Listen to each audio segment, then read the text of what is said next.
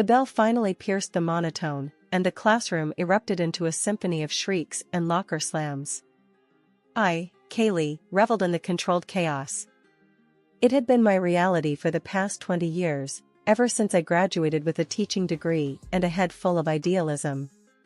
My parents, bless their practical hearts, had urged me towards a stable career, accounting, maybe law. But the thought of spending my days hunched over numbers or arguing legalese sent shivers down my spine. Ms. Evans! Ms. Evans! A small hand tugged at my sleeve. I looked down to see Lily, a wisp of a girl with bright, curious eyes, bouncing on the balls of her feet. Yes, Lily? Can I stay after school again today? I finished all my homework, and I really want to talk about that book you mentioned. A smile tugged at my lips. Lily was one of those rare students who devoured knowledge like candy. Most afternoons, she'd linger after class, peppering me with questions about everything from black holes to the intricacies of Shakespearean sonnets. Sure, kiddo, I said, ruffling her hair. But on one condition, we grab a healthy snack first. No heroics can happen on an empty stomach. She giggled, her smile infectious. Deal. The school day ended with a chorus of goodbyes, and Lily bounced towards the front door, searching for her usual ride. Today, however, wasn't her mom waiting, but a man I hadn't seen before. Tall and broad-shouldered, he had a warm smile that crinkled the corners of his eyes. Hey, Lily, he boomed, crouching down to her level. You ready to ditch this place? Lily squealed with delight and launched herself into his arms. Uncle Mark. This is Ms. Evans, my favorite teacher. Mark extended a hand towards me. Mark Miller, nice to meet you. Lily talks about you all the time. His handshake was firm, his eyes holding mine for a beat longer than necessary. A blush crept up my neck, and I mumbled a greeting. So, Ms. Evans, Mark continued, a playful glint in his eye. You must be some kind of superhero to keep this little tornado focused all day. Lily giggled, and I found myself smiling back. She's a bright one, that's for sure. A pleasure to have in class. Over the next few weeks, Mark became a regular fixture in the afternoon pickup routine. We'd chat briefly, the awkwardness slowly giving way to comfortable conversations. He was funny, intelligent, and talked about things beyond the usual kid-related topics. One afternoon, when Lily was engrossed in a book I'd loaned her, Mark lingered after the bell. Listen, Ms. Evans. He started hesitantly. I know this might seem crazy, but, would you maybe like to grab coffee sometime? Not with Lily, of course. Just us. My heart skipped a beat. Sure. I stammered, surprised by how quickly the answer tumbled out. That coffee turned into dinner, then drinks, then stolen moments whenever our schedules allowed. We were falling fast, caught in a whirlwind of stolen glances and late-night texts. A year later, Mark slid a diamond ring onto my finger, his eyes mirroring the joy in mine.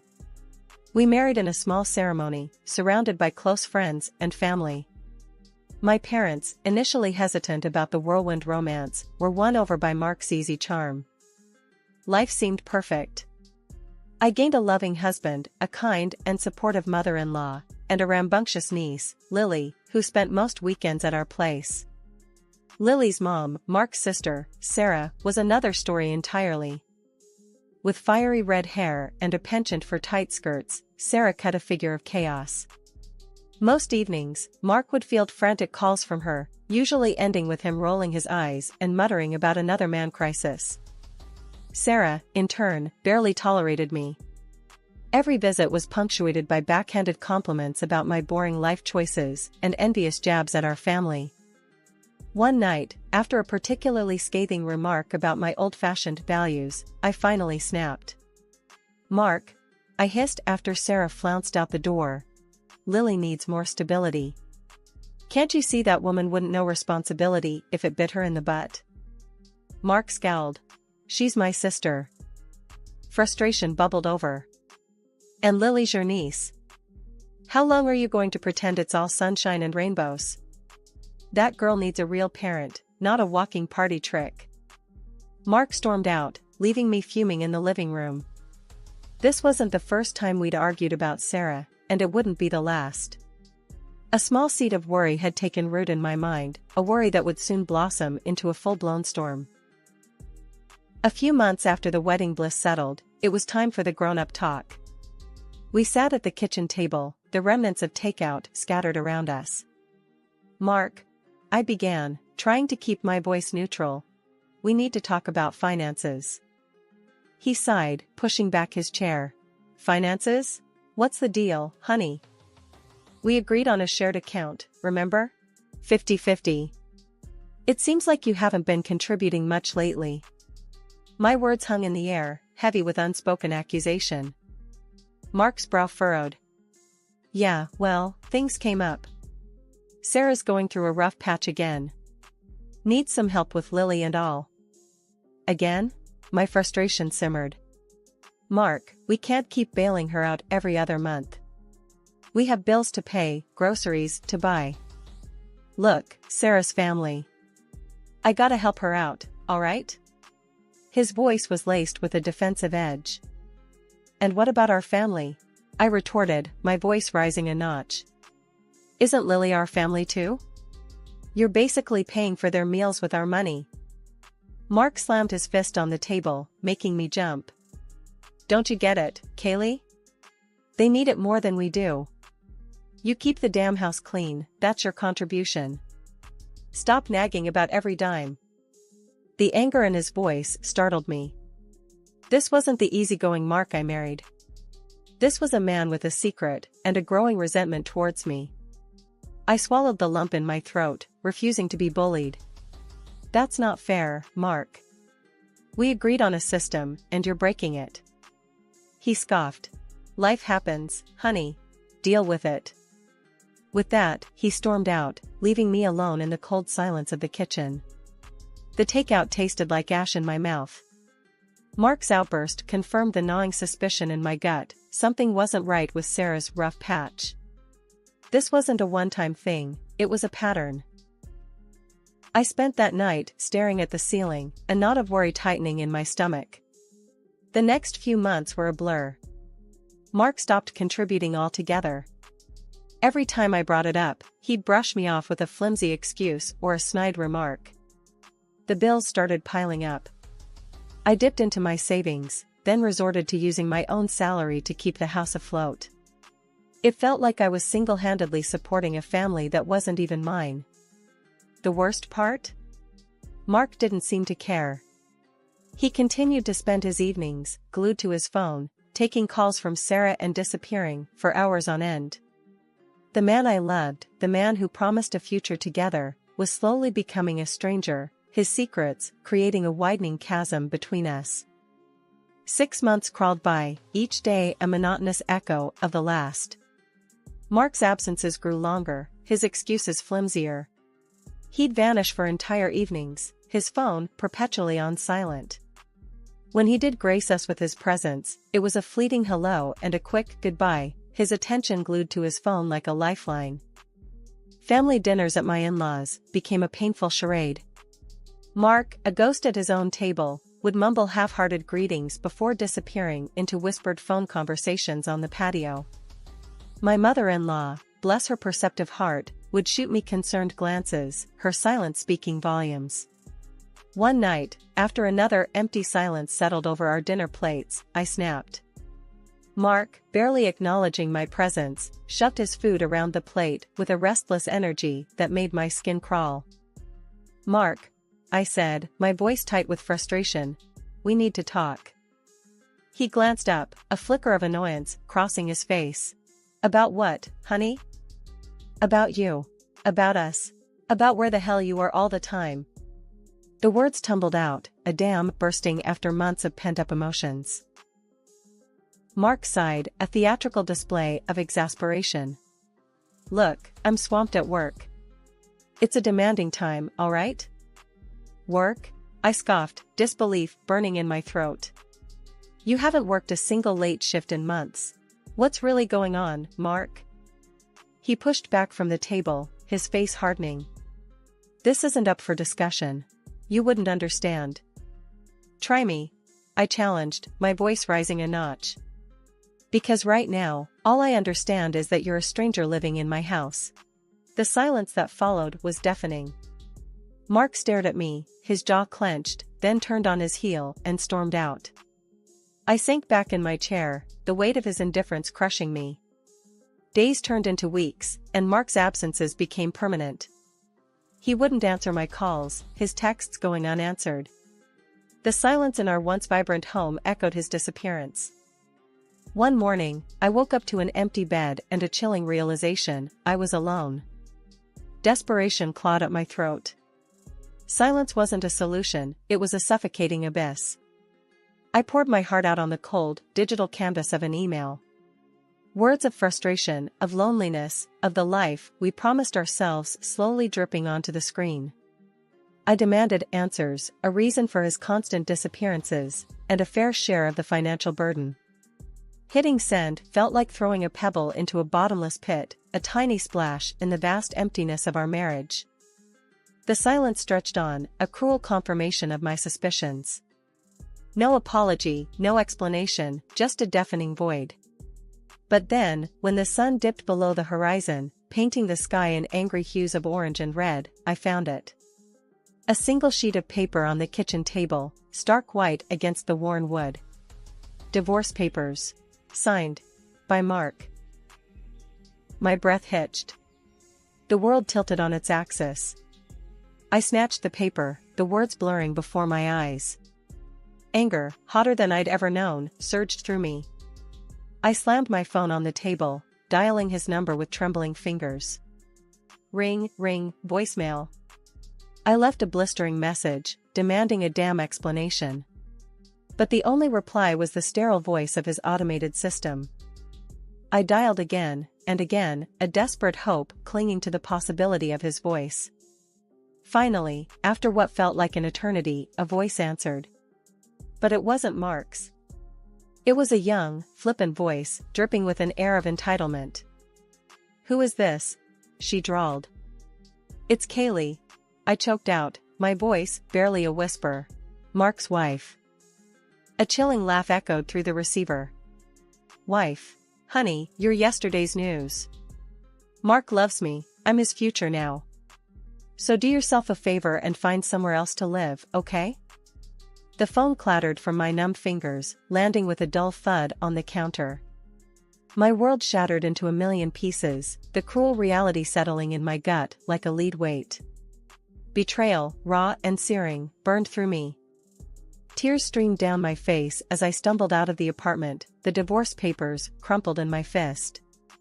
I needed my mother-in-law, her unwavering strength, a beacon in the storm that had become my life. The drive to her house was a blur.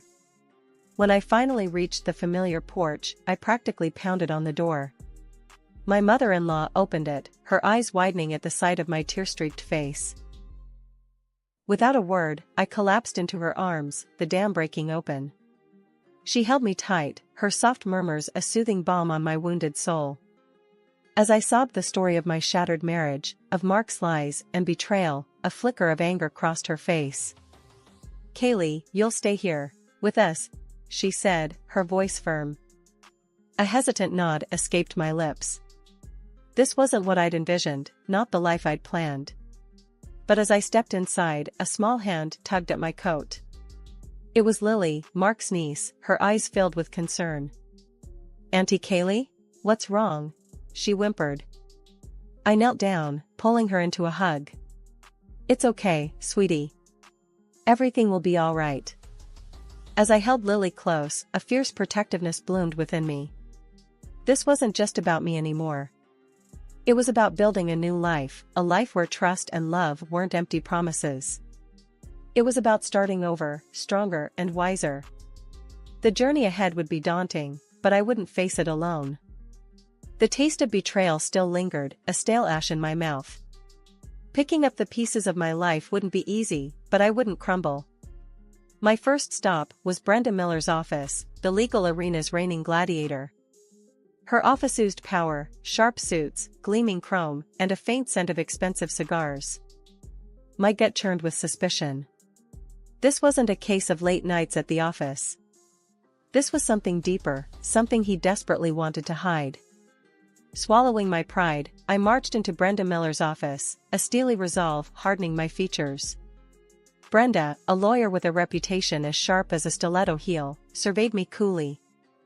Divorce, I stated, the word heavy on my tongue. And financial compensation. A flicker of interest sparked in Brenda's eyes. Intriguing, Kaylee. But accusations are like tissues, used and discarded. We need proof, concrete evidence to bury your husband and his little secret. That evidence came in the gruff form of Rex Matheson, a private investigator with a nose for trouble and a face like a well-worn map. A hefty wad of cash later, Rex was on the case. Days bled into weeks, the silence in the apartment punctuated only by the tick-tock of the clock. Then, one rainy evening, Rex materialized on my doorstep, a manila folder clutched in his hand like a shield. This, he rasped, his voice sandpaper on concrete, might be what you're looking for. My heart hammered a frantic rhythm against my ribs as I flipped through the contents, transcripts, and audio recordings. Each word that spilled from the speakers was a fresh shard of betrayal. Sarah, my supposed sister-in-law, and her friends' voices filled the room, a sickening symphony of deceit.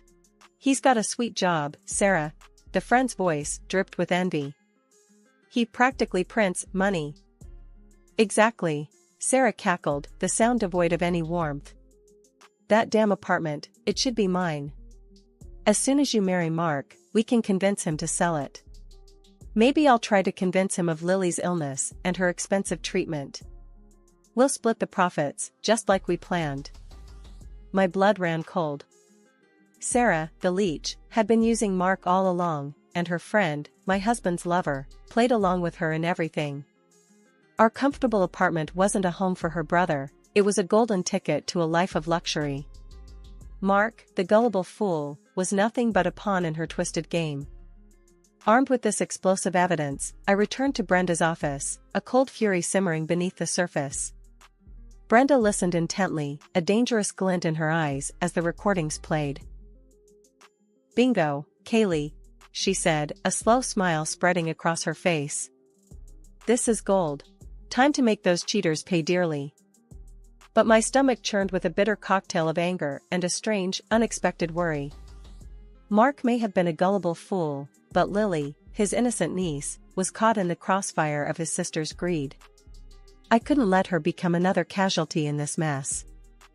Instead of confronting Mark or Sarah directly, I decided to play a different game. I called my mother-in-law, my voice tight with urgency. Something big needs to happen, Rita, I said. I need everyone at the house, now. The following evening, a tense silence filled the air as we all sat around the dining table, me, Mark, his stony-faced mother and father, and Sarah, who sauntered in last, a reeking cloud of alcohol and bad attitude clinging to her like a cheap perfume. Before I could even utter a word, Sarah burst out. Can you believe this? Child Protective Services just barged into my place, accusing me of being an unfit mother. Lily's in some damn shelter now, the little ingrate. Disgust tightened my throat. This woman, who saw her own daughter as a mere pawn in her twisted game, now had the audacity to play the victim.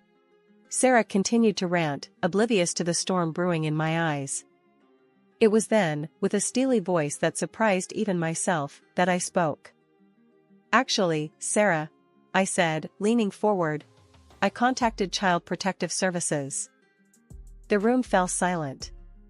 Sarah's eyes widened, her drunken stupor momentarily forgotten. Mark gaped at me, his face a mask of confusion. You what? Sarah shrieked, her voice laced with a dangerous edge.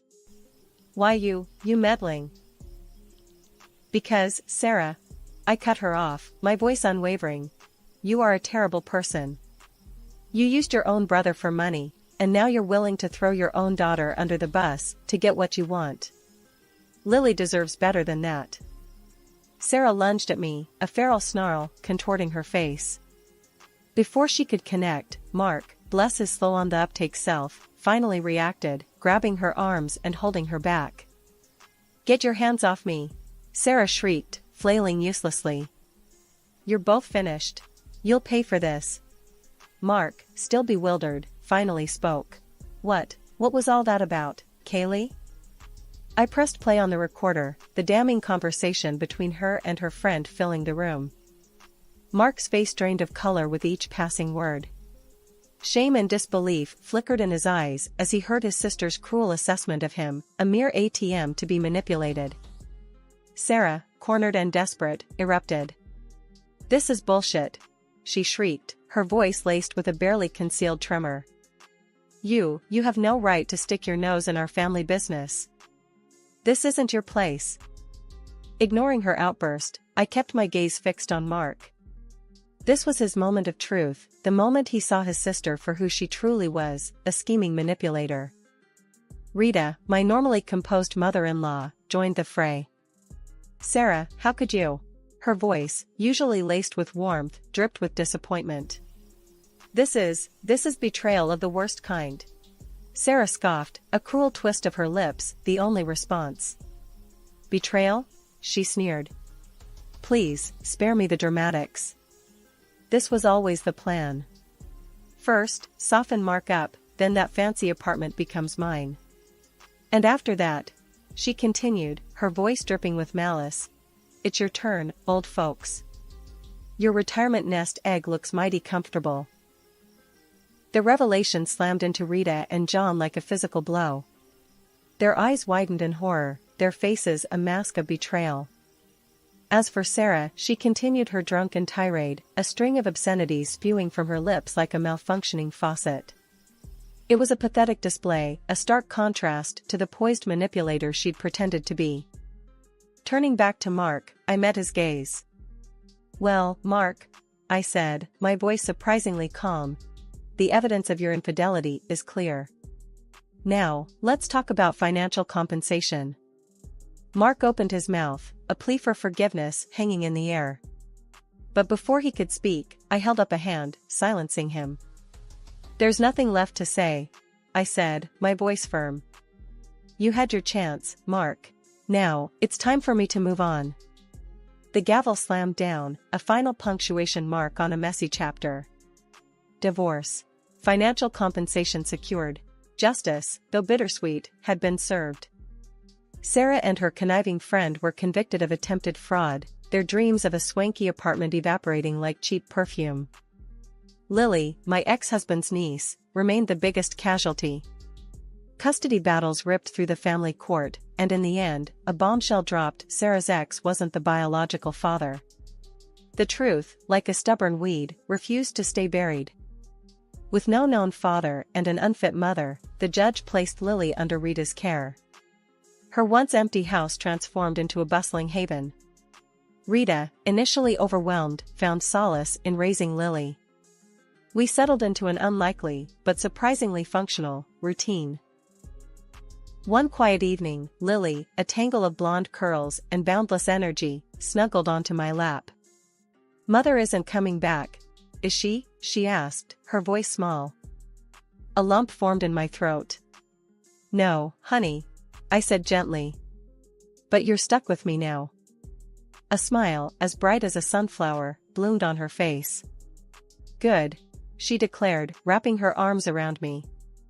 I love you more than glitter and ice cream combined. But the following events threw me into shock. It happened on an ordinary Friday evening. Rita and John, my ex-in-laws, sat across from me, their faces etched with a mixture of sadness and resolve. We changed the will, John stated bluntly, his voice gruff. The house, the savings, everything goes to you and Lily. My jaw dropped. But, why? I stammered, completely thrown off guard. Rita reached out and squeezed my hand, her eyes filled with a complicated mix of emotions. You opened our eyes, Kaylee, she said softly. We see Mark for who he truly is now, a spineless fool easily manipulated by his own sister. But what about Mark? I asked hesitantly. He's your son. John's face hardened. Blood doesn't mean everything, Sarah. He made his choices, now he has to live with them. Rita chimed in, her voice firm. You and Lily, you're the family we have left. You've been there for us, for Lily, and that's worth more than any blood tie. Life continued its steady march forward. The house, once echoing with emptiness, was now filled with Lily's infectious laughter and Rita's gentle guidance. We were an unlikely family, a hodgepodge of heartbreak and resilience, but it worked.